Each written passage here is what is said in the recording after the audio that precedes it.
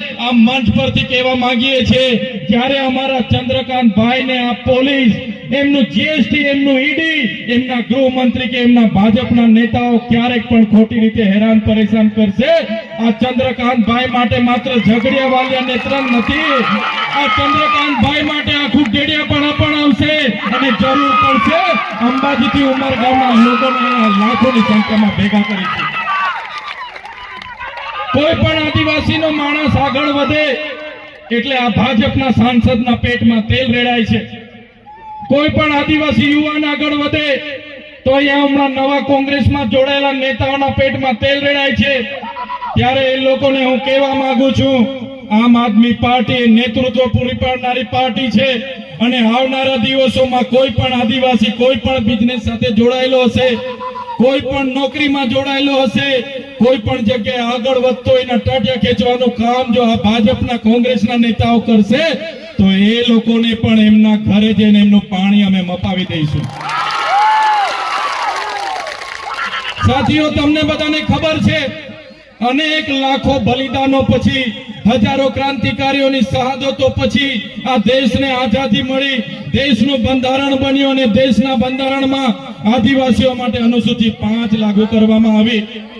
આજે 77 વર્ષ થઈ ગયા, આજ દિન સુધી અનુસૂચિ 5 લાગુ નથી થઈ, પૈસા 1 લાગુ નથી થયો અને બહારના લોકો આવીને આ વિસ્તારની જમીનો છીનવે છે. ત્યારે આપણે બધા એક થવાની જરૂર છે, લડવાની જરૂર છે, કેમ કે આપણા આજ નેતાઓ દલાલ બનીને બેઠા છે.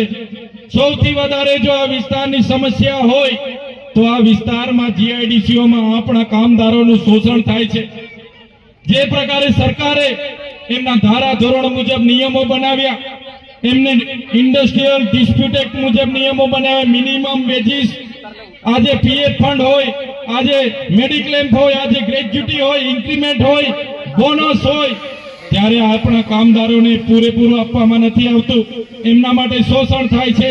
ત્યારે આ મંચ પરથી અમે ખાતરી આપીએ છીએ, અમારા સંદીપભાઈ વસાવા હોય, રજનીભાઈ વસાવા હોય, અમારી આમ આદમી પાર્ટીની પૂરી ટીમ હોય, આવનારા દિવસોમાં ઝઘડિયા જીઆઈડીસી હશે કે વાલિયા જીઆઈડીસી હશે, જે પણ કંપની આપણા લોકલ આદિવાસી કામદારો સાથે અન્યાય કરશે તો ચૈતર વસાવાની આગેવાનીમાં તમામ કરવાનો છે, કંપનીના એમ્પ્લોય બનાવવાનો છે. જો એનો અમલવારી આ જીઆઈડીસી ઝઘડિયા અને વાલિયા નહીં કરશે તો આવનારા દિવસોમાં તમે પણ તૈયાર રહેજો, અમે પણ તૈયાર છે. એક એક કંપનીમાં જઈને એમના પાટિયા પાડી દેવાના છે. સાથીઓ, અમે રાજનીતિમાં એટલા માટે આવ્યા છે, શું જરૂર હતી ચૈતર